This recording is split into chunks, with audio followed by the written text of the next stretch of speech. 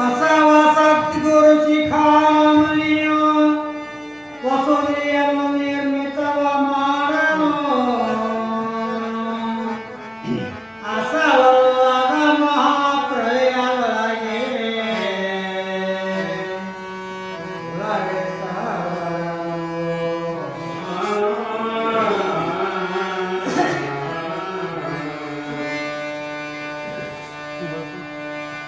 ಶ್ರೀಮತ್ ಸಜ್ಜನ ಶುದ್ಧ ಶಿವಾಚಾರ ಸಂಪನ್ನ ಗುರುಕರ ಜಾತ ಅಶ್ವನಾಮ ಆರೂಢ ಸದ್ಗುರು ಶಿಖಾಮಣಿ ನೋಡು ಕಾರ್ಯಕರ್ತರ ತಿಳಿಸ್ತಾರ ಅಪ್ಪ ನಂದಿ ಅವತಾರದಲ್ಲಂತ ಬಸವಣ್ಣ ಹೇಗದನಪ್ಪ ಅಂತಂದ್ರೆ ಸದ್ಗುರು ಗುರು ಬೇರೆ ಸದ್ಗುರು ಬೇರೆ. ಇಲ್ಲಿ ಅದೇ ಸರ್ವಜ್ಞ ಹೇಳ್ತಾನ, ತಂದೆಗೂ ಗುರುವಿಗೂ ಒಂದು ಅಂತರ ಉಂಟು ಅಂತ ಹೇಳ್ತಾರೆ ಸರ್ವಜ್ಞ. ತಂದೆನೂ ಗುರುವಿನೇ, ತಂದೆಗೂ ಗುರುವಿಗೂ ಒಂದು ಅಂತರ ಉಂಟು. ತಂದೆ ತೋರುವನು ಯಾರನ್ನ? ಸದ್ಗುರುನಾಥನ. ಸದ್ಗುರುನಾಥನ ನಮಗೆ ತೋರಿಸುವಂತ ಪರವಸ್ತು ಯಾರಪ್ಪ ಅಂತಂತಂದ್ರೆ ತಂದೆ. ಹೋಗ್ರಿಪ್ಪ ಆ ಸದ್ಗುರುನಾಥನ ಬಳಿ ಹೋರಿ, ಸದ್ಗುರುನಾಥನ ಪುರಾಣ ಪ್ರವಚನ ನಡೆದಾಗ ಅಲ್ಲಿ ಹೋಗಿ ಆತನ ವಾಕ್ಯಗಳನ್ನು ಕೇಳಿ ನಿಮ್ಮ ಮನಸ್ಸನ್ನು ಸ್ವಚ್ಛ ಮಾಡ್ಕೊರಪ್ಪ ಅಂತೇಳಿ ಹೇಳೋ ಯಾರು? ತಂದೆ ಗುರು. ಮತ್ತ ಆ ಸದ್ಗುರುನಾಥನ ತೋರಿಸುವಂತ ಗುರುರಾಯ ನಮ್ಮ ಬಂಧನವನ್ನೆಲ್ಲ ಕಳೆಯುವ ಯಾರು? ಸದ್ಗುರುನ ಶ್ರೇಷ್ಠ. ಇಹದಿಂದ ಪರಕ್ಕೆ ಮುಟ್ಟಿಸುವಂತ ಪರಮಗುರು. ಪರಮಗುರುವಿನ ಪಾದ ನೆರೆ ನಂಬಿದವರಿಗೆ ಇರಸ್ಥಿರವು ಕಾಲ ಕಾಲದಲ್ಲಿ. ಹಿಂದಾವ ಜನ್ಮದಿ ಪುಟ್ಟಿ ಪುಟ್ಟಿ ಮಾನವನಾಗಿ ಹುಟ್ಟಿ ಬಂದರೇನಾಯಿತು? ಸಾಧಿಸುವ ಗುರುಪಾದ. ಇಂದು ತಪ್ಪಿದರೆ ಇನ್ನೆಂದಿಗೂ ಸಿಗಲು ಅಂತ ಹೇಳ್ತಾರೆ. ಹೆಂಗ ಪರಮ ಗುರುನಾಥ್, ಹಂಗ ಪರಮ ಗುರು ತೋರಿಸೋರು ಯಾರು? ಬಸವಣ್ಣನವರು. ಬಸವಣ್ಣನಂತ ಸದ್ಗುರುವಿನ ತೋರಿಸೋರು ಯಾರು? ತಂದೆ ತಾಯಿಗಳು. ಹಂಗ ಬಸವ ಸದ್ಗುರು ಶಿಖಾಮಣಿ.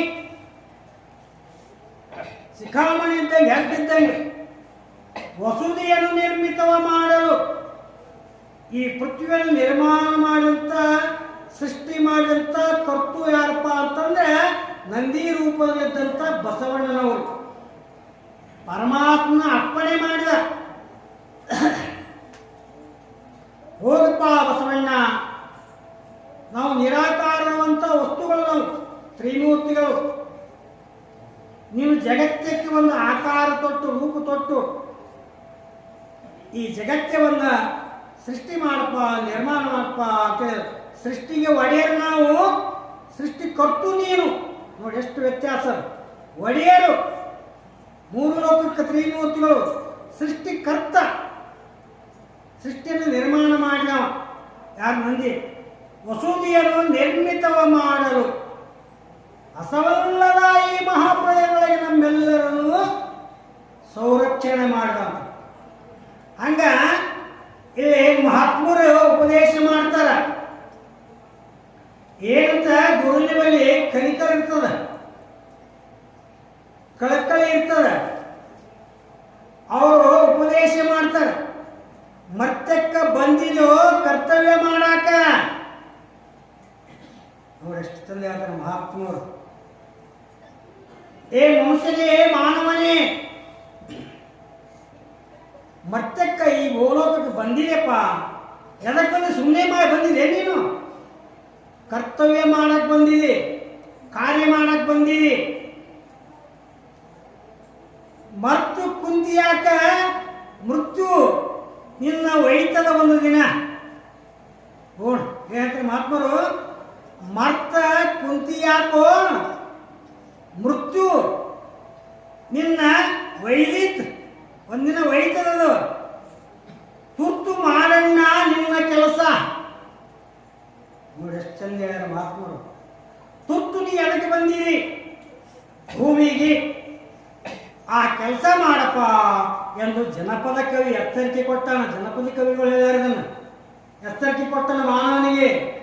ಎದಕ್ಕೆ ಬಂದಿದೆಪ್ಪ ನೀನು, ಏನು ಮಾಡಕತ್ತೀರಿ, ಬಂದದ್ದು ಮರ್ತೀರಿ, ಕೆಲಸ ಮಾಡೋದು ಮರ್ತೀರಿ, ಎಚ್ಚರದಿಂದ ಕೆಲಸ ಮಾಡಪ್ಪ ಅಂತ. ಪ್ರತಿಯೊಬ್ಬ ಜೀವಿಯು ಮನದ ಮಲಿನತೆಯನ್ನು ಕಳೆದು,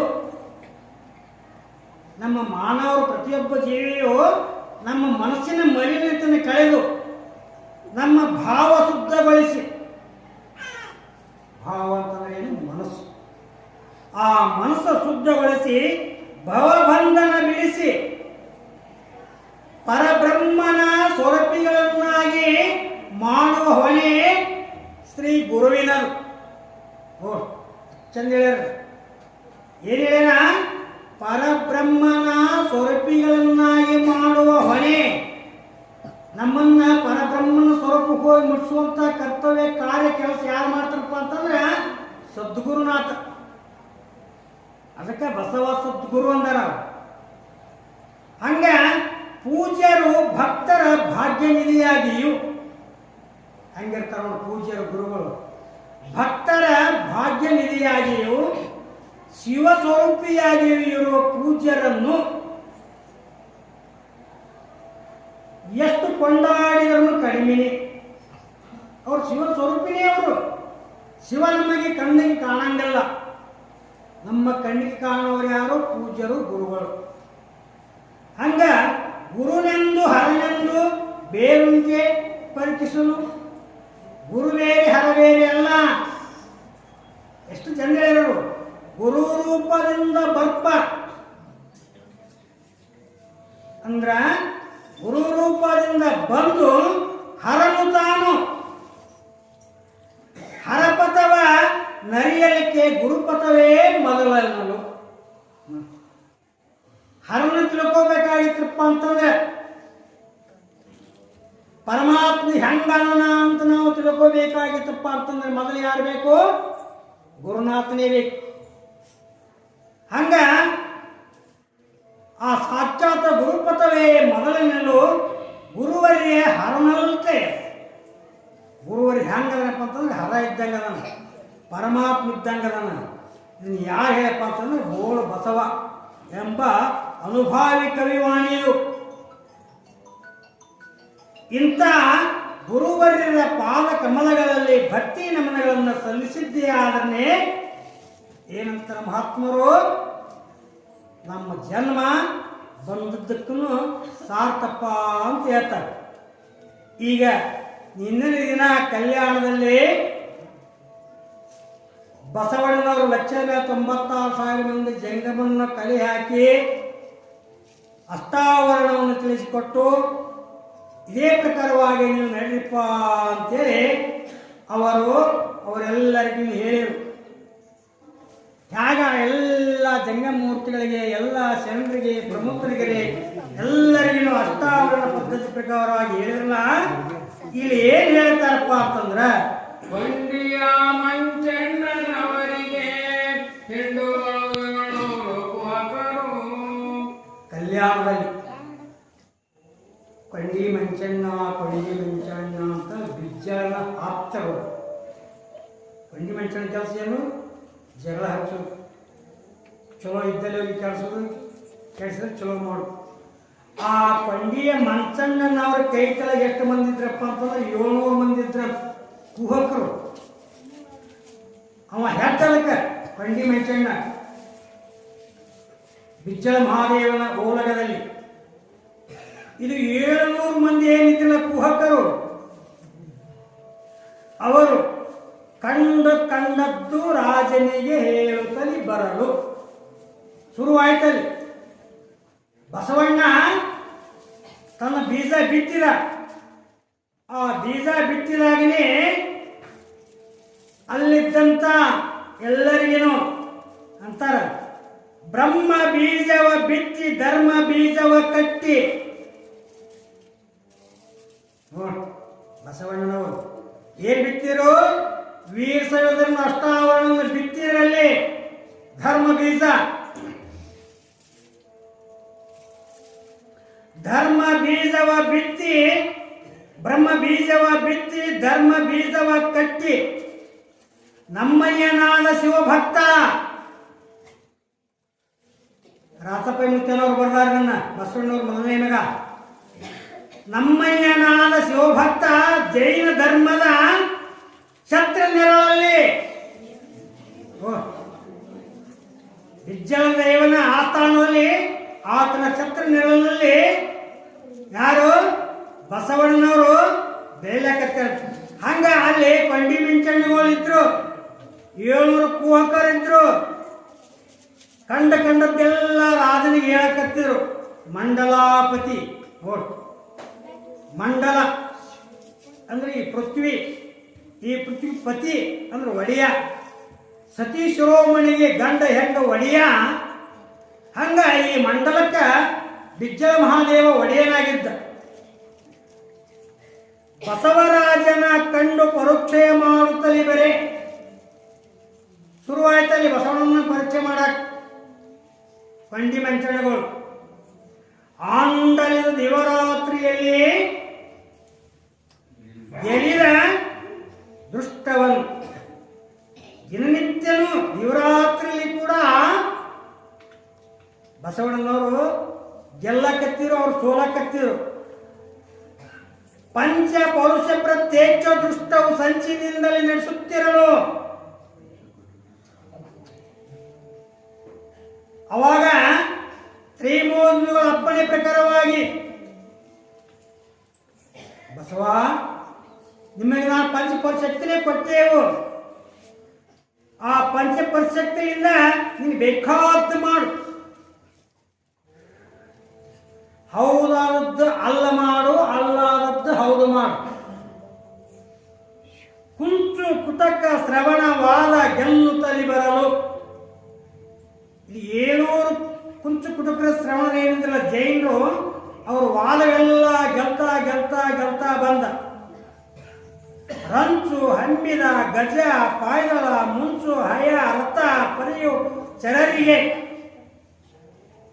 ವಂಚನಿಲ್ಲದೆ ಕೋಟೆಯ ನಿತ್ತು ಸಂತೈಸಿ ಅಲ್ಲಿದ್ದಂಥ ಎಲ್ಲ ಜನರಿಗೂ ಸಂತೋಷದಿಂದ ಯಾರು ಬಸವಣ್ಣನವರು ಪ್ರಧಾನಮಂತ್ರಿ ಕೆಲಸ ಮಾಡಕ್ಕಿಸ್ತಿದ್ರು. ಕಾಯಕವೇ ನೋಡು, ಮುದ್ದು ಮಕ್ಕಳು ಎಷ್ಟು ಹುಷಾರದಾರ. ಕೈಲಾಸನ್ ನೀವು ಒಳ್ಳೆ ಮನಸ್ಸಿಂದ ಕಾಯಕ ಮಾಡಿದ್ರೆ ತಂಗಿದ್ರೆ ಕೈಲಾಸ ಕಾಣ್ತಾರೆ, ಹೌದಲ್ಲ? ಹಂಗ ಬಸವಣ್ಣವರು ತಮ್ಮ ಕಾಯಕವನ್ನು ಶುರು ಮಾಡಿದರು. ನಂದಿ ಆಗಮ ಲೀಲೆ ಮಹಾತ್ಮೆಯ ಮುಂದೆ ಬರೆದು ಓದಿ ಹೇಳಲು. ಒಂದೇ ಭಾವದಿ ಕೇಳಿದವರಿಗೆ ಮುಕ್ತಿ ಸಾಧನ. ಈ ನಂದಿಯ ಆಗಮನ, ಆತನ ಲೀಲೆ, ಆತನ ಪವಾಡ ಒಂದೇ ಭಾವದಿಂದ ಏಕಚಿತ್ತದಿಂದ ಒಮ್ಮನಸ್ಸಿಂದ ಯಾರು ಕೇಳ್ತಾರಪ್ಪ ಅಂತಂದ್ರೆ ಅವರಿಗೆ ಮುಕ್ತಿ ಸಾಧನ ಆಗೇ ತೀರ್ತಂತ ಹೇಳ್ತಾರೆ. ಹ್ಯಾಂಗ ಚಂದ್ರ ಸೂರ್ಯರು ಇರುವವರೆಗಿನು ಬಂದ ದುರಿತವ ದೂರ ಮಾಡುವ ಚಂದ್ರ ರವಿಗಳು ಇರುವ ಪರಿಯಲ್ಲಿ ಕಂದು ಗೊರಳನ್ನು ಕೃಪೆ ಮಾಡುವ ಸಂದೀಪದ ಮುಗಿ. ಹಂಗ ಸಾಕ್ಷಾತ್ ಪರ್ವಸ್ತವ ನೋಡಿ ಆ ಚಂದ್ರ ಸೂರ್ಯನಿರುವನು ಕೂಡ ನಿಮ್ಮನ್ನು ಕಾಪಾಡುವಂತ ಶಕ್ತಿ ಎಲ್ಲೈತಪ್ಪ ಅಂತಂದ್ರೆ ಈ ವಚನದಲ್ಲಿ ಐತೆ ಅಂತ ಹೇಳ್ತಾರೆ ಮಹಾತ್ಮ. ಹಂಗ ಅದರಂತೆ ನಾವು ನಡೆದಿದ್ದೇ ಆಗಲಿ ನಮ್ಮ ಜನ್ಮ ಸಾರ್ಥಕ ಆಗ್ತದಂತೇಳಿ ಪೂಜೆಯ ಸೂಚನೆ ಓದ್ತಾರ, ಕೇಳೋಣ. ತಾನು ಜಂಗಮಾರ್ಚನೆಯ ಮಾಡುತ್ತ ಮಾನನಿಗೆ ಮೆಚ್ಚಿದೆನು ಎನ್ನುತ್ತಲೇ ಆಸ್ಥಾನಕ್ಕೆ ನಡೆಯುವಾಗ ಪವಾಡಗಳ ಮಾಡಿದನು. ಈ ಮುಂದಿನ ಅಧ್ಯಾಯದಲ್ಲಿ ಏನು ನಡೀತಪ್ಪ ಅಂತಂದ್ರೆ ಈ ಪಲ್ಲವಿ ಇದನ್ನು ಹೇಳ್ತಾರೆ. ಯಾರು ಬಸವಣ್ಣನವರು ಲಕ್ಷ ಮೇಲೆ 96,000 ದಿನನಿತ್ಯನೂ 2 ವೇಳೆ ಪೂಜೆ ಪುನಸ್ಕಾರ ಮಾಡಿಸಿ ಅವ್ರಿಗೆ ಮೃಷ್ಟಾನ್ನ ಭೋಜನ ಮಾಡಿಸಿ ಮಾನಿನಿಗೆ ಮೆಚ್ಚಿದೆನು ಎನ್ನುತ್ತಾರೆ. ಮಾನಿನಿ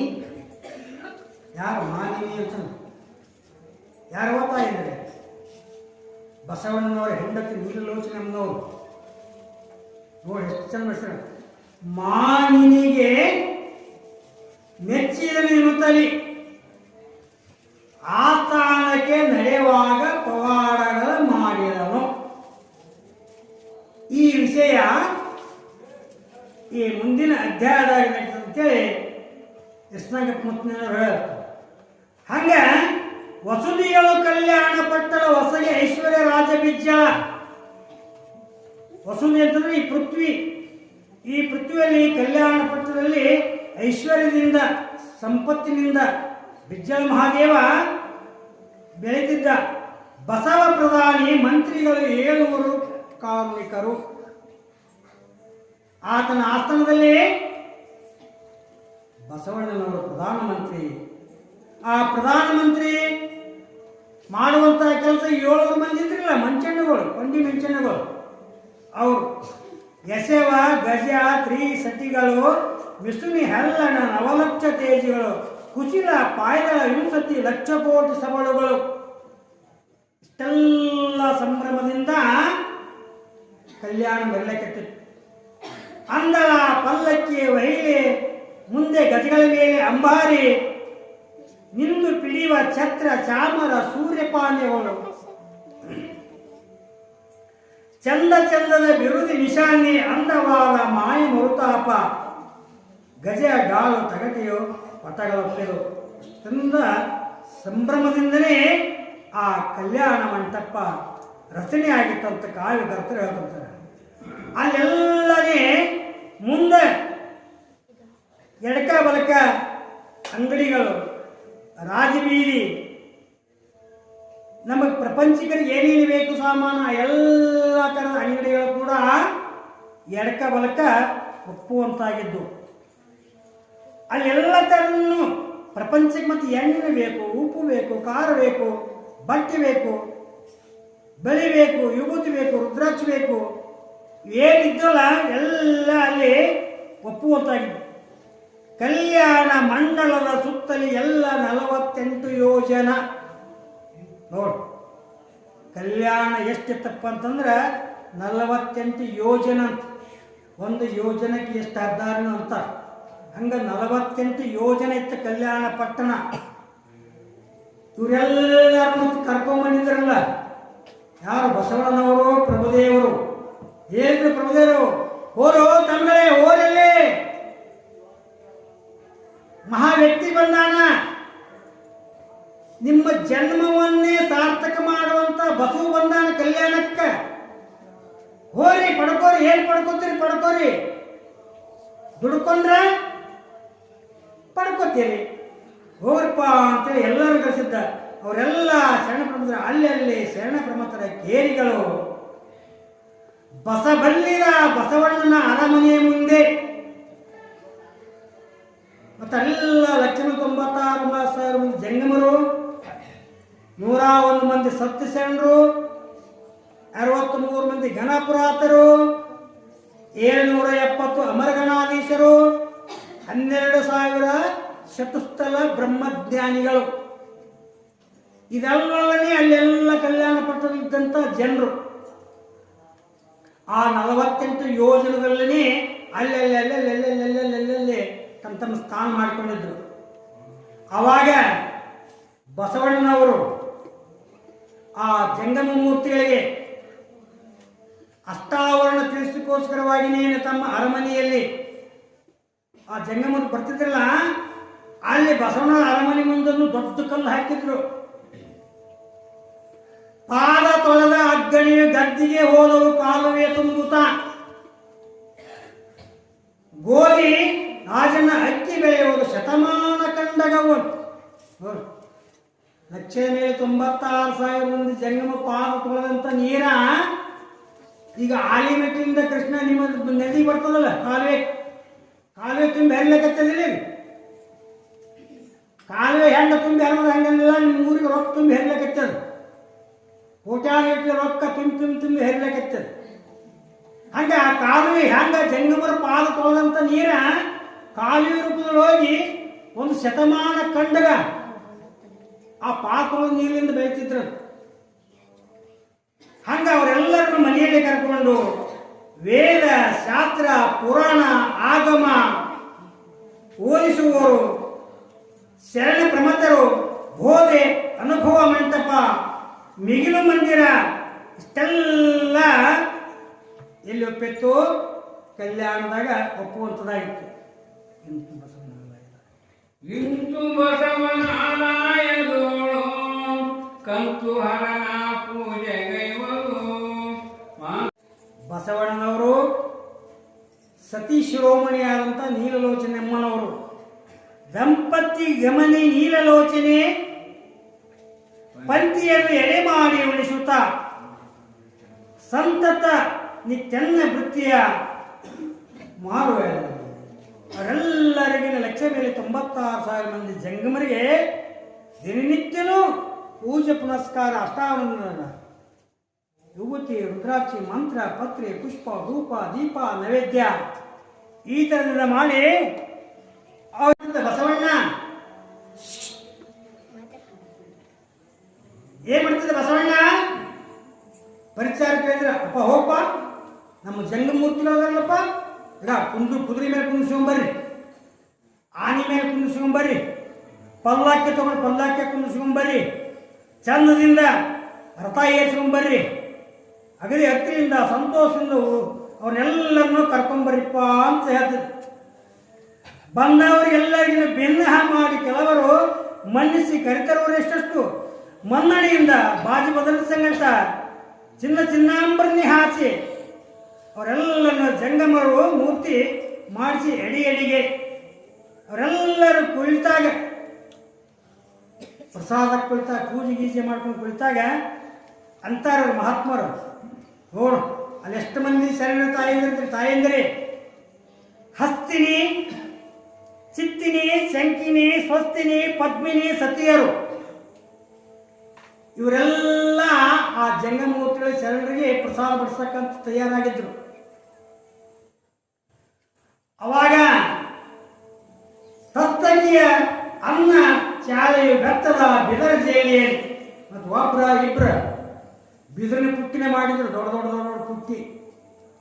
ಆ ದೊಡ್ಡ ದೊಡ್ಡ ಪುಟ್ಟಿಯಲ್ಲೇ ಮಹಾಪ್ರಸಾದವನ್ನು ತೆಗೆದುಕೊಂಡು ಅಲ್ಲಿದ್ದಂಥ ಬಸವಣ್ಣನವರ ಅಕ್ಕನಾಗಮ್ಮ ಬಸವರಾಜನು ಚೊಕ್ಕ ಭೋಜನವನ್ನು ಬಡಿಸುತ್ತಿರಲು ಇಕ್ಕೆಲ ಬಲ ಗಟ್ಟಿಯಲ್ಲಿ ಕ್ಷೀರ ಮಧುಘೃತವು, ಸಕ್ಕರೆ, ಮಂಡಿಗೆ, ಒಡೆದೋಸೆ, ಸಜ್ಜಕದ ಹೋಳಿಗೆ, ಕರ್ಚಿಕಾಯಿಗಳು, ಹಪ್ಪಳ, ಸಂಡಿಗೆ, ಪಚ್ಚಡಿ, ಉಪ್ಪಿನ ಮೆಣಸಿಂದರದ ಕಸರೆಯು, ಸೊಪ್ಪು ಕಾಯಿಗಳು, ಎಷ್ಟೆಷ್ಟೋ ಥರದಿಂದ ಮಾಡಿದಂಥ ಉಪ್ಪಿನಕಾಯಿಗಳು, ಆಮೇಲೆ ತಪ್ಪದೆ ರುಚಿಗಾಯಿ ನೀಡಲು ನಾನಾ ಜೀನಸದ ಇಷ್ಟೆಲ್ಲ ತಂದು ತಂದು ತಂದು ತಂದು ತಂದು ಬಡಿಸಿದ್ರು. ನಾವು ಸಜ್ಜಕ ಶಿರ ಅನ್ನ ಮಾಡಿದ್ರೆ ಬ್ಯಾಸತ್ತಿರ್ತೇವೆ ನೋಡೋರು. ಅಷ್ಟು ಜನರಿಗೆ 196,000 ಮಂದಿಗೆ ಎಲ್ಲ ಸಣ್ಣ ಪ್ರಮುಖರಿಗೆ ದಿನನಿತ್ಯನೂ ಈ ಪ್ರಕಾರ ಮೃಷ್ಟಾನ್ನ ಭೋಜನ. ಯಾಕೆ? ಪಂಚಪರ ಶಕ್ತಿನೇ ಕೊಟ್ಟಿದ್ದ ಭಗವಂತ ಸಂಗಮನಾಥ. ಹಂಗ ಎಲ್ಲ ಥರದ ಮೇಲೋಗರಗಳ ಜುಮ್ಮನ ಹರಳು ನೀಡಿದರು. ಜುಮ್ಮನ ಹರಳಂತಂದ್ರೆ ಉಪ್ಪು, ಪರಡಿ, ಶಾವಿಗೆ, ಗೌಳಿ, ಸುರಹೋಳಿಗೆ, ಉಗರತ್ತು, ಪರಿಮಳ, ಶಾಲ್ಯದ ಪಾಯಸ, ಸಕ್ಕರೆಯು, ಪರಮ ಶಾಲ್ಯದ ಅನ್ನ, ಪಾರ್ಪ, ಅಕ್ಕಿಯನ್ನು ನೀಡಿ ಅದ್ರಲ್ಲಿ ಪಾರ್ಪ ಅಂತಂದ್ರೆ ಎಂತ ಇದ್ರೆ ಸಪ್ಪನ ಬೇಳೆ, ಆ ಸಪ್ಪನ ಬೇಳೆ ನೀಡಿ ಸುರಿಯುವ ಅಂಬ್ರವ ಕಠಿಣವು ಅರಿವು ಷಡ್ರುಚಿಯ ಸಾರಾಯ ಶಾಂತ ಬಡಿಸಿದರು. ನೋಡಿ ಮಹಾತ್ಮರಿಗೆ ದಿನನಿತ್ಯ ಇಷ್ಟೆಲ್ಲ ಮೃಷ್ಟಾನ್ನ ಭೋಜನ ಎದಕ್ಕೆ ಮಾಡ್ಲಾಕತ್ತಿದ್ರು ಅವರು?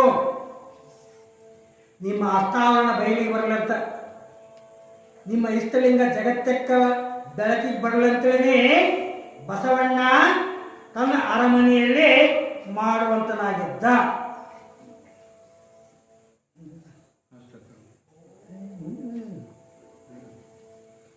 ಪರಡಿ ಶಾವಿಗೆ ಗೌಳಿ ಕಗ್ಗಣಿ ಎಳೆದು ಪನ್ನೀರು.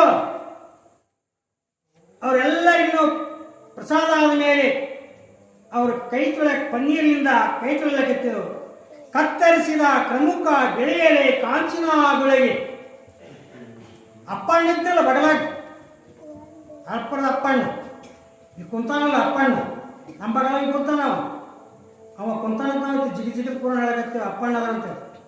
ಎಲ್ಲಿ ಬಸವಣ್ಣ ಇದ್ದ ಅಲ್ಲಿ ಅಪ್ಪಣ್ಣ ಇರ್ತಿದ್ದ. ಹಂಗ ಇತ್ತು ನಮಿಸುತ್ತ ಮೈಗೆ ಶ್ರೀಗಂಧ ಕಸ್ತೂರಿಯೋ ಪರಿಮಳವು ಲೇಪನ ಸಮಸ್ತ ಜಂಗಮ ಎದ್ದು ಹೋದರು ತಮ್ಮ ತಮ್ಮ ಸ್ಥಾನಗಳಿಗೆ. ಇಷ್ಟೆಲ್ಲ ಸಂಭ್ರಮದಿಂದ ಬಸವಣ್ಣನವರು ಜಂಗಮ ಮೂರ್ತಿಗಳನ್ನ ತೃಪ್ತಿಪಡಿಸಿದ್ದ. ಜಂಗಮರೇ ಪರಮಾತ್ಮ ಸ್ವರೂಪಿ ಅಂತ ತಿಳ್ಕೊಂಡಿದ್ರು ಬಸವಣ್ಣನವರು.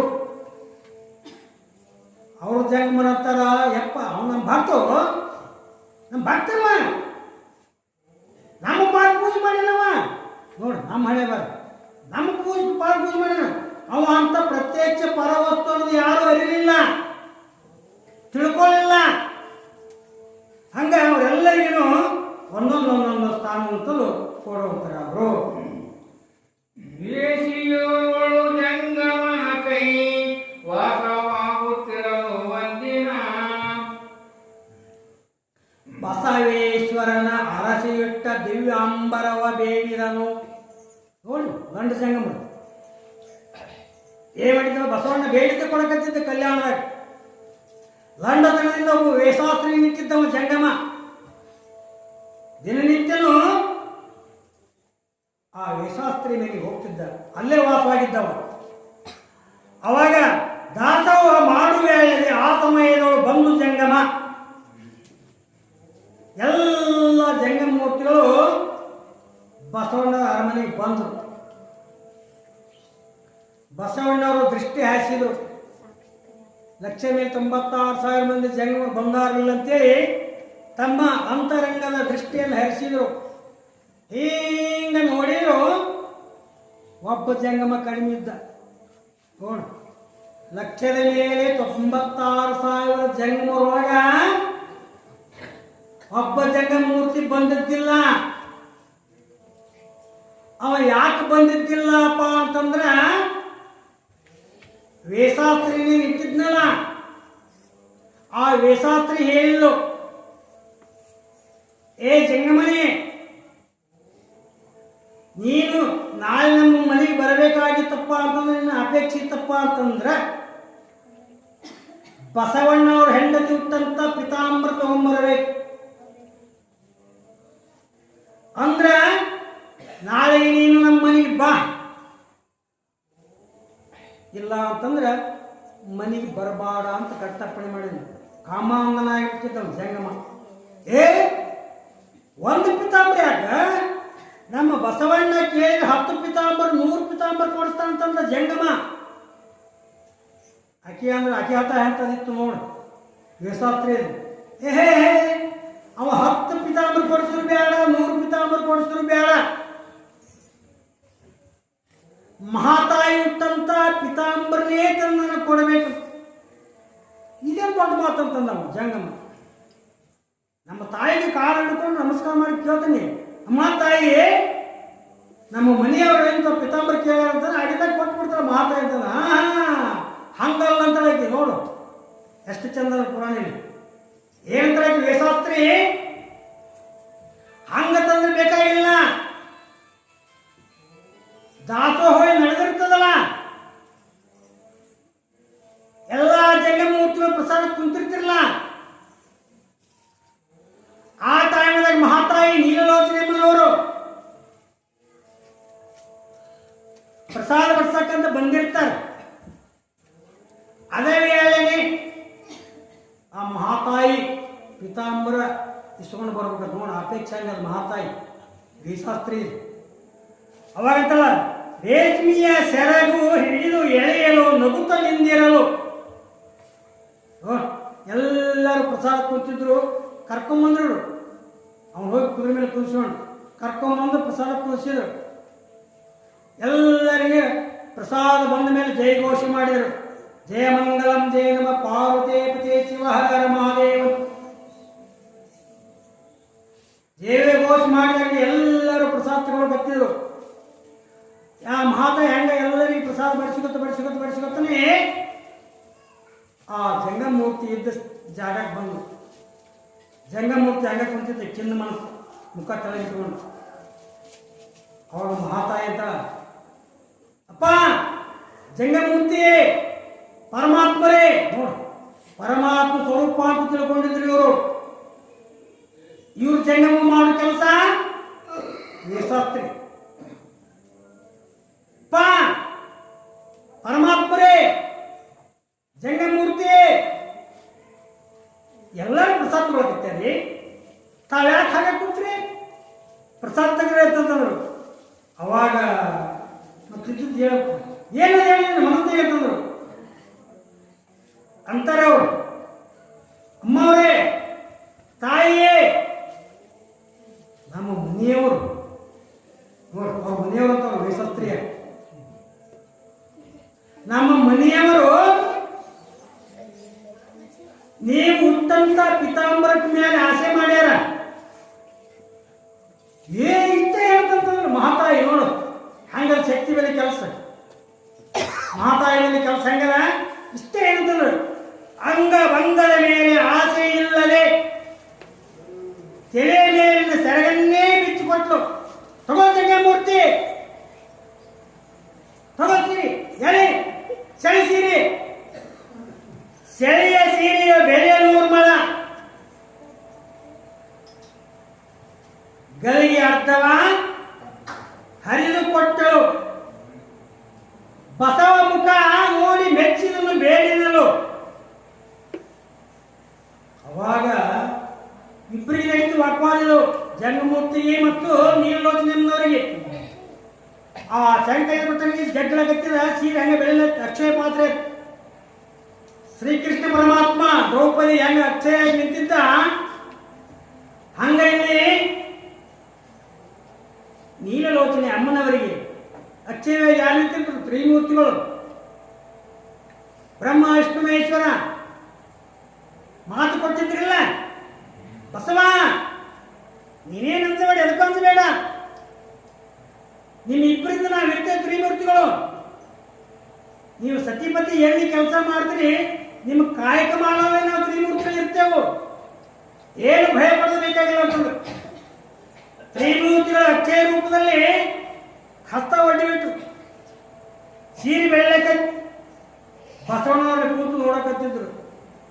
ಮಹಾತ್ಮನ ದೃಷ್ಟಿ ಎಲ್ಲ ಕಡೆ ಇರ್ತದೆ.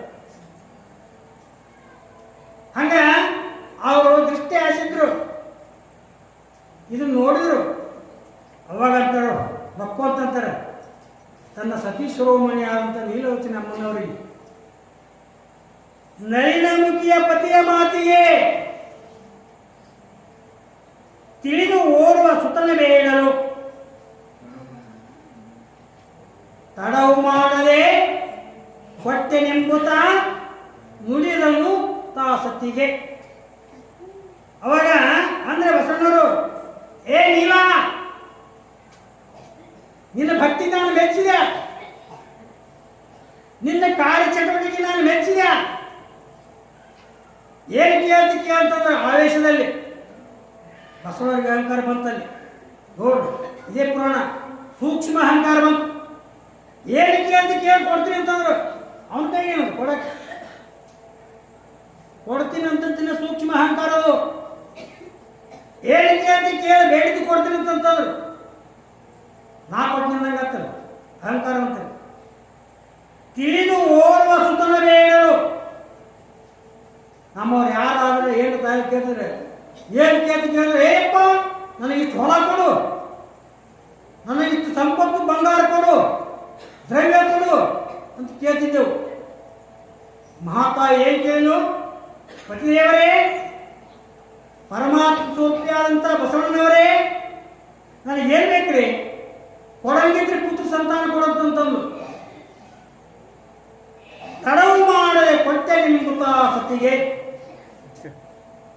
ಆಗಿಂದ ಆಗನೆ ತಡಮಲ್ಲಿ ಆಗಿಂದ ಕೊಟ್ಟು ಹೋಗಂತಂದ್ಬಿಟ್ಟು ಕೊಟ್ಟು ಹೋಗೋದನ್ನ ಸ್ವಲ್ಪ ಅಹಂಕಾರ ಬಂತು. ಅಲ್ಲಿ ಏನಾಗ್ತದಪ್ಪ ಅಂತಂದ್ರೆ ಏನು ಬರಿಯಲಿ ಕೊಡುವೆ ನೀಕೆಗೆ ದಾನಿ ಸಂಗೋದಯ ಮಾಡದೆ ಅನುಭವ ಮತ್ತೆ ವಿಚಾರ ಮಾಡಿದ್ರು ಬಸವಣ್ಣ. ನೋಡು, ತಕ್ಷಣ ವಿಚಾರ ಮಾಡಿದ್ರು. ನನಗೆ ಅಹಂಕಾರ ಬಂತಲ್ಲಪ್ಪ, ಕೊಡಕ್ಕೆ ನನ್ನ ಕೈಗೆ ಏನಲ್ಲ. ಕೊಟ್ಟ ಪರಮಾತ್ಮ ಕೊಟ್ಟ ಸಂಗಮನಾಥ ಅಂತಂದ್ರೆ ಆಗ್ತಿದ್ದು ಮಕ್ಕಳು ಕೊಟ್ಟು ಹೋಗಂತಂದ್ರಲ್ಲ, ಕೊಡಕ್ಕೆ ನನ್ನ ಕೈಗೆ ಏನದ ಅಂತೇಳಿ ವಿಚಾರ ಮಾಡಿದ್ರು. ನಾನಾ ಪ್ರಕಾರವಾಗಿ ಸಂಗಮನಾಥನ ಸ್ತೋತ್ರ ಮಾಡಿದ್ರು. ಅನುಭವ ಮಂಟಪದೊಳಗೆ ಸಕಲರು ನೆರೆದು ಗಣಸ್ತೋಮ. ಅನುಭವ ಮಂಟಪ ನಡೆದಿತ್ತಲ್ಲ, ಈಗ ಹೆಂಗ ದೈವ ಕೂಡಿಯಲ್ಲ, ಅದರ ವಿಚಾರ ಮಾಡಾಕತ್ತಿದ್ರು ಬಸವಣ್ಣವರು. ಏನು ತಗೊಳ್ಳಿಪ್ಪ ನಾನು, ನನ್ನ ಕೈಗೆ ಏನದು ಕೊಡಕ್ಕೆ? ನಾನಾ ಪರಿಯಲ್ಲಿ ಅರ್ಥದನ್ವಯ ಮಾಡಕತ್ತಿಲ್ಲ. ಯಾರು ಕೊಡಬೇಕು, ಹೆಂಗೆ ಕೊಡಬೇಕು? ಕೊಡ್ತೀನಿ ಅಂತ ಮಾತು ಕೊಡ್ತೀನಿ, ಮತ್ತು ಮಾತು ಕೊಟ್ಟು ಮಾತಿಗೆ ತಪ್ಪಬಾರ್ದು, ವಚನಕ್ಕೆ ತಪ್ಪಬಾರ್ದು. ಧಾನಿ ಸಂಗಮತ ದಯವು ಮಾಡಲಿ. ನನ್ನ ದೇವನಾದಂಥ ಗುರುವಂತ ಸಂಗಮನಾಥ ದಯ ಯಾಕೆ ತೋರಲ್ಲ? ಪಿನಾಕಿ ಕಳವಿದ ಇರಿವಿ ಇದ್ದಲಿಯನ್ನು ಕೊಟ್ಟು ನೋಡಿ. ಮತ್ತೆ ಯಾರಿಗೆ ಅರಿವಾಯ್ತದು? ಪಿನಾಕಿ ಆದಂಥ ಪರಮಾತ್ಮರಿಗೆ ಅರಿವಾಯ್ತು. ಓಹೋ, ಬಸವಣ್ಣವರು ಇಂಥ ಬಲೆಗೆ ಸಿಗಿಬಿದ್ದ. ಈ ಬಲೆಯಿಂದ ಪಾರಾಗಬೇಕಾದ್ರೆ ನಾನೇ ಹೋಗ್ಬೇಕಲ್ಲಿ, ನನ್ನ ಅರ್ಥನೇ ಹೋಗ್ಬೇಕು, ಇಲ್ಲ ನನ್ನ ಉತ್ತರ ಹೋಗ್ಬೇಕು ಅವನಿಗೆ. ನನ್ನ ಉತ್ತರ ಯಾವ ಪ್ರಕಾರ ಬೆಳೆದ್ರೆ ಒಂದು ಅರಿವಿ, ಒಂದು ಇರಿವಿ, ಒಂದು ಇದ್ದಲಿ, ಮೂರು ಕೂಡಿಸಿ ಗಂಟಾಕಿ ಶಿವದೂತ್ರ ಕೈಯಾಗಿ ಕೊಟ್ಟು ಕಳಿಸಿದ್ರು ಪರಮಾತ್ಮರು. ಹೋಗ್ರಿಪ್ಪ, ಕಲ್ಯಾಣದಲ್ಲಿ ಬಸವಣ್ಣವ್ರು ಚಿಂತಾಕ್ರಾಂತರಾಗ್ಯಾರ. ಯಾಕೆ ಗೊತ್ತಿನಂತ ಅಹಂಕಾರ ಬಂದದವರಿಗೆ ಅದನ್ನ ನಿರ್ಮೂಲನೆ ಮಾಡಲಿಕ್ಕೆ, ನಿವಾರಣೆ ಮಾಡೋದಕ್ಕೋಸ್ಕರವಾಗಿ ನಾನು ನಿಮ್ಮ ಕೈ ಉತ್ತರ ಕೊಡ್ತೀನಿ. ಅರಿವಿ ಇರಿವಿ ಇದ್ದಲಿ ಇದನ್ನು ಒಯ್ದು ಬಸವಣ್ಣನಿಗೆ ಕೊಟ್ಟು ಬರೀಪ್ಪ ಅಂತಂದ್ರು. ಅವಾಗ ಅಲ್ಲಿ ಏನಾತಪ್ಪ ಅಂತಂದ್ರೆ, ಒಂದು ದೂತನು ಮುಂದೆ ನೋಡುಗಳು ನಂದಿನಾಥನು ಎದ್ದು ಕೈಗೊಳ್ಳುತ್ತ. ಆಗ ಬಸವಣ್ಣನವರು ನೋಡ್ಕೋತ ತಲೆ ಕೆಡಿಸ್ಬಿಟ್ಟಿಲ್ಲ. ಪರಮಾತ್ಮ ಗುರುನಾಥ ನನ್ನ ಮೇಲೆ ಅಂತಃಕರಣ ಆಯ್ತು, ಶಿವದೂತನ ಕೊಟ್ಟು ಕಳಿಸ್ಯಾನ. ಏನು ಕಳಿಸ್ಯಾನ ಅಂತೇಳಿ ಆನಂದದಿಂದಲೇ ಸಕಲ ಗಣಪತಿ ನಿಂದು ಜಯವೆನ್ನುತ್ತ. ಅವಾಗ ಮಹಾತ್ಮ ನಂದಿ ಆದಂಥ ಬಸವಣ್ಣ ಅವ್ರು ಶಿವದೂತರು ತಂದಂಥದ್ದು ತನ್ನ ಕೈಯಿಂದ ತೆಗೆದುಕೊಂಡು ಸಂತೋಷದಿಂದ ಅಲ್ಲಿದ್ದಂಥ ಎಲ್ಲ ಜನರೊಳಗೆ ಕಂದು ಗೊರಳನ್ನ ಗುಪ್ತ ರಕ್ತವ ಶಬ್ದ ಹೆಂಗೆ ಬಳಸ್ಯಾರ. ಕಂದು ಗೊರಳು, ಕಪ್ಪು ಗೊರಳು, ಕಪ್ಪು ಗೊರಳು ಪರಮಾತ್ಮ ವಿಷಕಂಟಕ. ಹಂಗ ಕಂದು ಗೊರಳನ್ನ ಗುಪ್ತ ರಕ್ತವ ತಿಳಿಯುವುದೇ ನಮಗೆ. ಬಸವಣ್ಣ ಏನು ಮಾಡಿದ ನೋಡ್ರಿಪ್ಪ, ಪರಮಾತ್ಮರು ಒಂದು ಅರಿವಿ ಇರಿವಿ ಇದ್ಲಿ ಮೂರು ಗಂಟಾಕಿ ಕಳಿಸ್ಯಾರ. ಇದ್ರ ಅರ್ಥ ಏನಕ್ಕಂದ್ರೆ ಹೇಳ್ರಿಪ್ಪ ಅಂತ ಎಲ್ಲ ಶರಣ ಪ್ರಮುಖ ಮುಂದಿಟ್ರು ಇವರು. ಇಪ್ಪ ಅಂಥದ್ದು ಅದ್ರ ಅರ್ಥ ನಮ್ಮಿಂದ ಆಗಂಗಿಲ್ರಿ. ಪರಮಾತ್ಮರ ಪ್ರಶ್ನೆಗೆ ಉತ್ತರ ಹುಡುಕು ನಮ್ಮಿಂದ ಆಗಂಗಿಲ್ರಿ. ತಂದೆ ಶಂಕರನ ರೂಪದಲ್ಲಿರುವಂಥ ಬಸವಣ್ಣನವರೇ ಅದರ ಅರ್ಥ ನಿಮಗ ಅಳವಡಿದದು, ನಮ್ಮಿಂದ ಆಗಂಗಿಲ್ರಿ ಅಂತೇಳಿ ಹೇಳಿದಾಗನೇ ಅವಾಗ ಬಸವಣ್ಣನವರು ಮದನಾರೇ ಮಹಿಮೆ ಆಟವು ತಿಳಿದು ನಮಗಂತ ಇವರೆಲ್ಲರೂ ಹೇಳಿದರು. ಅವನು ಮದನಾರಿ ಪರಮಾತ್ಮ, ಅವನ ಮಹಿಮೆ, ಅವನ ಆಟ, ಅವನ ಲೀಲೆ ಇದು ನಮಗೆ ತಿಳಿಯಂಗಿಲ್ರಿ. 14 ಲೋಕ ಭುವನ ಭಾರವ ಹೃದಯವೋ ಸುನಿಟ್ಟ ದೇವನಿವನು ಹೇಳ್ತಾರೆ ಅವರೆಲ್ಲ ಶರಣ ಪ್ರಮುಖರು. ಬಸವಣ್ಣನವರೇ 14 ಲೋಕವನ್ನು ಆಳುವಂತ ಒಡೆಯ ಪರಮಾತ್ಮ, ಅವರು ಕಳಿಸಿದಂತ ಪ್ರಶ್ನೆ ಉತ್ತರಗಳು ನಮ್ಮಿಂದ ಆಗಿಲ್ಲ ಅಂತಂದ್ರು. ಸುಧಕರಾದರ ಕಳವಿದುತ್ತರವ ತಿಳವಿ ಪೇರಮಗೆ. ಸುಧಕರಾದರವ ಕೈಲಾಸ ಕೊಡೆಯಂತ ಪರಮಾತ್ಮರವರು ಸೇರಬೇಕ್ರಿ ಅಂತೇಳಿ ಯಾರು ಎಲ್ಲ ಶರಣ ಪ್ರಮಂತರು ಕೂಡಿ ಕೇಳಿದರು. ಅವ್ರು ಏನು ಹೇಳ್ತಾರಪ್ಪ ಅಂತಂದ್ರೆ, ಅರಿವೇ ಇದ್ದಲ್ಲಿ ಇರುವೇನೆನ್ನುತ್ತಲೇ ಪರಮ ಪುರಾತನಿಗೆ ಹೇಳುತ್ತಾ. ಅವಾಗ ಹೇಳಿದರು, ನೋಡ್ರಿಪ್ಪ, ಪರಮಾತ್ಮರು ಗುರ್ತು ಕಳಿಸ್ಯಾರ. ಅರಿವಿ, ಇದ್ದಲಿ, ಇರಿವಿ. ಅರಿವಿ ಅಂತಂದ್ರೆ ಏನು? ಅರು. ಇರಿವಿ ಅಂತಂದ್ರೆ ಇರು, ಇದ್ಲಿ ಅಂತಂದ್ರೆ ಇರು. ಆ ಅರುವು ಯಾರ ಬಗ್ಗೆ ಇರ್ತಾರೆ ನೋಡು. ಅರಿವಿ, ಇರಿವಿ, ಇದ್ದಲಿ. ಅರುವು ಯಾರ ಬಳಿ ಇರ್ತದ? ಅರುವಂತ ಶರಣರು ಯಾರು ಅದಾರ ಕಲ್ಯಾಣದಾಗ? ಅಂತ ಅರುಳಂತ ಶರಣರ ಪ್ರಸಾದ ತಂದು ಕೊಟ್ಟರೆ ಮಕ್ಕಳ ಅಕ್ಕವಂತ ಸೂಚನೆ ಕಳಿಸ್ಯಾರ ಅಂತ ಹೇಳಿದ್ರು. ಸೂಚನೆ ಹಂಗಲ್ಲ ನೋಡಿ, ಪರಮಾತ್ಮ ಬಸವನವರಿಗೆ ಕಳಿಸಿದ್ರು. ಅರಿವಿ, ಇರಿವಿ, ಇದ್ಲಿ. ಆ ಕಲ್ಯಾಣ ಪಟ್ಟಣದಲ್ಲಿ ಅರುಳಂತ ಶರಣರು 770 ಮರಗಣಾಧೀಶರಿದ್ರು. ಕಕ್ಕಯ್ಯ ಕಕ್ಕಯ್ಯ ಕಕ್ಕಯ್ಯ ಅಂತೇಳಿ ಶರಣಿದ್ದ. ಅವಾಗ ಹರನು ಸೇವಕರನ್ನು ಕಳವಿದ ರಚಿತಗಿರಿಗಾಗಿ ಅದೆಲ್ಲ ಉತ್ತರಿಸಿದ. ಅವನು ರಚಿತಗಿರಿ ಅಂದ್ರೆ ಕೈಲಾಸ ಪಟ್ಟಣ ಕೊತ್ತ ಕಳಿಸಿದ. ಅರವು ಕಕ್ಕಯ್ಯನಲ್ಲಿ ಇರುತ್ತೀರಿ, ಬರವು ಹಾರೈಸಿದರೆ ಸಿಕ್ಕುವುದು. ಪರಮ ಪ್ರಸಾದದಿಂದ ಮಕ್ಕಳ ಬಯಕೆ ಹಿಂಗುವುದು. ನೋಡಿ, ವಿಚಾರ ಮಾಡೋ ಬಸವಣ್ಣವರು ತಿಳ್ಕೊಂಡವರು. ಮತ್ತಿಷ್ಟೆಲ್ಲ ಮಹಾತ್ಮರವರು. ಅವರು ಯಾರಲ್ಲೈತಪ್ಪ ಕಲ್ಯಾಣದಾಗ? ಕಕ್ಕಯ್ಯ ಕಕ್ಕಯ್ಯ ಕಕ್ಕಯ್ಯ ಅಂತೇಳಿ ಶರಣ. ಆ ಶರಣ ಏನ್ ಮಾಡ್ತಿದ್ರು? ತಮ್ಮ ಮನೆಯಲ್ಲಿ ತಮಗೆ ಎಷ್ಟು ಪ್ರಸಾದ ಬೇಕು ಅಷ್ಟೇ ಪ್ರಸಾದ ತಯಾರು ಮಾಡ್ತಿದ್ರು. ಆ ಪ್ರಸಾದ ತಯಾರಾದ ಟೈಮಿಗೆ ಯಾರು ಬಂದರೆ ಅದನ್ನು ಕೊಡ್ತಿದ್ರು. ಇಲ್ಲ ಅಂತಂದ್ರೆ ಎಲ್ಲ ಪ್ರಸಾದ ತೆಗೆದುಕೊಂಡು ಸ್ವೀಕಾರ ಮಾಡಿ ಅಗಲದಂತ ತಮ್ಮ ಗಂಗಾಳ ಒಂದು ಸಲ 7 ಸಲ ಕಳ್ಕೊಂಡು ಕುಡಿತಿದ್ರು.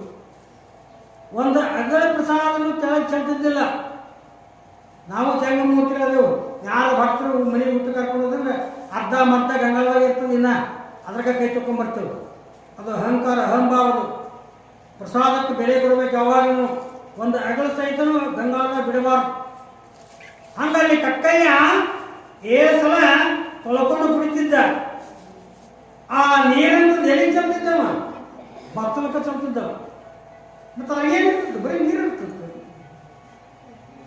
ಅವಾಗ ತಂದು ಕೊಡುವೆ ನಂತ ಪ್ರಸಾದವ ನಿಂದು 12 ವರ್ಷ ಕಾಯ್ದಿರೆ.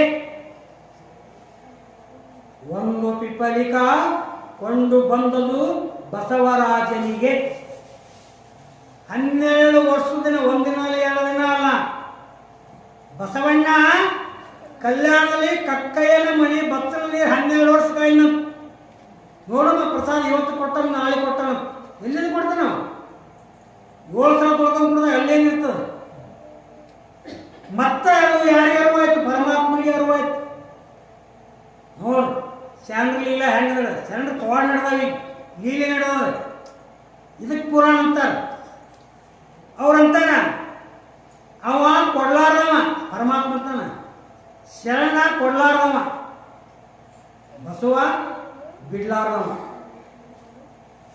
ಇದು ನ್ಯಾಯ ನಾನೇ ಬಗೆಹರಿಸಬೇಕು ಅಂತೇಳಿ ಪರಮಾತ್ಮ ಇರಿವಿಯಾಗಿ ಬಂದ. ಎಲ್ಲಿ? ಕಕ್ಕಯ್ಯನ ಮನೆಯಲ್ಲಿ. ಕಕ್ಕಯ್ಯನ ಶರಣರು ಪ್ರಸಾದ ತಗೋಬೇಕಂತೇಳಿ ಆ ಅಗಲಿನಲ್ಲಿ ಪ್ರಸಾದ ಬಡಿಸಿಕೊಂಡಿದ್ರು. ಆ ಪ್ರಸಾದ ಇನ್ನು ಹಿಂಗ ಕೈ ಮುಟ್ಟಿ ಹಿಂಗೆ ಪ್ರಸಾದ ತಗೋಬೇಕಂತ ಕೈ ಮುಟ್ಟಿದ್ರು. ಕೈ ಮುಟ್ಟಿ ಹಿಂಗೆ ಪ್ರಸಾದ ತಗೋಬೇಕಂದ್ರೆ ಇರಿವಿ ಬಂದು ಮುಂದೆ ನಿಂತರು. ಪರಮಾತ್ಮ ಇರಿವಿಯಾಗಿ ಬಂದ. ಅವಾಗ ಶರಣರು ಶಿವಶರಣ ಹೆಂಗಪ್ಪ ಅಂದ್ರೆ ಪರಮಾತ್ಮಗಿನ ಶ್ರೇಷ್ಠ. ಶರಣಂತ ಕಕ್ಕಯ್ಯ ಓಹೋ ಇರಿವಿ ತನ್ನ ಒಡಲ ಆಸೆಗಾಗಿ ಬಂದದ್ದು ಅಂತೇಳಿ ತನ್ನ ಹತ್ತದಿಂದನೇ ಒಂದು ಅಗಳಂತದ್ದು ಆ ಎರಿವಿ ಇಟ್ಟ. ಆ ಎರಿವಿ ಏನ್ ಮಾಡ್ತು? ಆ ಅಗಳಂತದ್ದು ಬಾಳೆ ಹಿಡ್ಕೊಂಡು ಸೀದಾ ಎಲ್ಲಿಗೆ ಬಂತು? ಬಸವಣ್ಣವ್ರಿಗೆ ಕಾಯ್ಕೊತ ಕೂತಿದ್ರಲ್ಲ ಹೊರಗೆ ಬಚ್ಚಲು ನೀರ ಅಲ್ಲಿಗೆ ಬಂತು 150 ಒಂದು ಪಿಪ್ಪಳಿಗ ಕೊಂಡು ಬಂದದ್ದು ಬಸವರಾಜನಿಗೆ. ಅದು ಪಿಪ್ಪಳಿಕನ್ನು ಎಳಿವಿ ಪ್ರಸಾದ ತಗೊಂಡು ಬಂತು. ಅದ್ರ ಬಾಯ ಕಸಕೊಂಡು ಮತ್ತೆ ಪಾಪ ಅಂತಂದ ಬಸವಣ್ಣ. ಈ ಪಾಪಕ್ಕೆ ಗುರಿಯಾಗಿ ನೀ ಕೊಟ್ಟು ಹೋಗಂದಕ್ಕನ ಮತ್ತೆ ಆ ಎರ್ವಿ ಬಾಯಿಂದ ಕಸ್ಕೊಂಡು ನನ್ನ ಮಹಾಪಾಪಕ್ಕದ ಮತ್ತೆ ಪಾಪಕ್ಕೆ ಗುರಿ ಹಾಕಿ ನಾನು ಏನು ಮಾಡ್ಬೇಕಂತ ಏನ್ ಮಾಡಬೇಕು ಜ್ಞಾನಿ ಅಂತ ಬಸವಣ್ಣ ಆ ಎರ್ವಿ ಸುತ್ತ ಸಕ್ಕರೆ ಹಾಕಿದ. ಸಕ್ಕರೆ ಹಾಕನ ಮುಂದೆ ಸಕ್ಕರೆಯ ಇತ್ತು ಸೆಳೆಯುತ್ತಾ ಚಿಂದಿ ತುದಿಯಲ್ಲಿ ಬಂಧಿಸಿ ಆನಂದದಿಂದಲೇ ತೆರಳಿದ ತನ್ನ ಅರಮನೆಗೆ. ಅವಾಗ ಆ ಎರಿವಿ ಸುತ್ತ ಸಕ್ಕರೆ ಕಣ ಎರಿವಿ ಆ ಪ್ರಸಾದ ಬಿಟ್ಟು ಸಕ್ಕರೆ ತಿನ್ನಕ್ಕೆ ಹೋಯ್ತು. ಮತ್ತು ಅದಕ್ಕೊಂದು ಪ್ರಸಾದ ಸಿಕ್ತಿಲ್ಲ. ಪರಮಾತ್ಮ ಗುರು ಶಿಷ್ಯರ ವಾದ ಮಾಡುವುದಿಲ್ಲ, ಪರಮಾತ್ಮ ಮತ್ತು ಬಸವಣ್ಣನ ವಾದ. ಅವಾಗ ಪರಮಾತ್ಮ ಆ ಬಾಯನ ಪ್ರಸಾದ ಬಿಟ್ಟು ಸಕ್ಕರೆ ತಿನ್ನಕ್ಕಾದ್ರು ಬಸವಣ್ಣನ ಆ ಪ್ರಸಾದವನ್ನು ತಂದ ತನ್ನ ಹೆಗಲ ಮೇಲಿರುವಂಥ ಶೈಲಿಯಲ್ಲಿ ಕಟ್ಟಿಕೊಂಡು ಮನೆಗೆ ಬಂದರು. ಪಲ್ಲಂಗದ ಮೇಲೆ ಬಂದು ಮತ್ತು ಆರಾಮ ಎಲ್ಲ ನಿಶ್ಚಿಂತಗಳು ಸಿಕ್ತು ಪ್ರಸಾದ ಭಗವಂತಂದು. ಮಕ್ಕಳು ಹಾಕುವಂಥ ಆಸೆ ನಂಬಿಟ್ಟು ಸಂತೋಷ ಆಯ್ತು, ಆನಂದ ಆಯ್ತು. ಆನಂದದಾಗನೇ ಅವಾಗ ಅದನ್ನು ತಗೊಂಡು ಬಂದು ನಮ್ಮ ಅಣ್ಣ ಅಕ್ಕನಾಗ್ಬಿಟ್ಟ. ನಮ್ಮ ಅಣ್ಣ ಬಸವಣ್ಣ ಹೊನ್ನು ಹೆಣ್ಣು ಮಣ್ಣು ಎದಕ್ಕೂ ಆಸೆ ಮಾಡದವರು ಅವರು. ನನ್ನ ಅಣ್ಣ ಎದಕ್ಕೆ ಆಸೆ ಮಾಡ್ತಿದ್ದ? ಗುರು ಅಂದ್ರೇನು, ಲಿಂಗ ಅಂದ್ರೇನು, ಜಂಗಮ್ ಅಂದ್ರೇನು, ಇದಕ್ಕೆ ಆಸೆ ಮಾಡ್ತಿದ್ದ ನನ್ನ ಅಣ್ಣ. ಮತ್ತೆ ಪಟ್ಟಗತ್ತಿಂದ ಶಲ್ಯದಿಂದ ಏನಕ್ಕೆ ಕಟ್ಟಿ ಅನ್ನೋದು ಏನು ಇರಬೇಕಿದು? ಎಲ್ಲೋ ಮಹಾತ್ಮರ ಬಲ್ಲೆಕ್ಕೆ ಹೋಗ್ಯಾರ, ಶರಣರ ಬಲ್ಲೆಕ್ಕೆ ಹೋಗ್ಯಾರ, ಆ ಶರಣ ಪ್ರಸಾದ ತಂದಾರ ಅಂತೇಳಿ ಮಹಾತಾಯೇ ವಿಚಾರ ಮಾಡ್ತಾಳ. ಆ ಶರೀರ ತುದಿಲಿ ಕಟ್ಟಿದಂಥ ಪ್ರಸಾದವನ್ನು ಹೇಗೆ ಮಹಾತಾಯಿ ಬಿಚ್ಚಿಕೊಂತಾಳ, ಆ ಪ್ರಸಾದವನ್ನು ಹೇಗೆ ಸೇವನೆ ಮಾಡ್ತಾಳ, ಆ ಪ್ರಸಾದದಿಂದ ಯಾರು ಜನನ ಆಗ್ತಾರ, ಯಾರ ಗರ್ಭದಲ್ಲಿ ಜನನ ಆಗ್ತಾರ, ಆ ವಿಷಯ ನಾಳೆಗೆ ನಾಳೆಗೆ ಚೆನ್ನ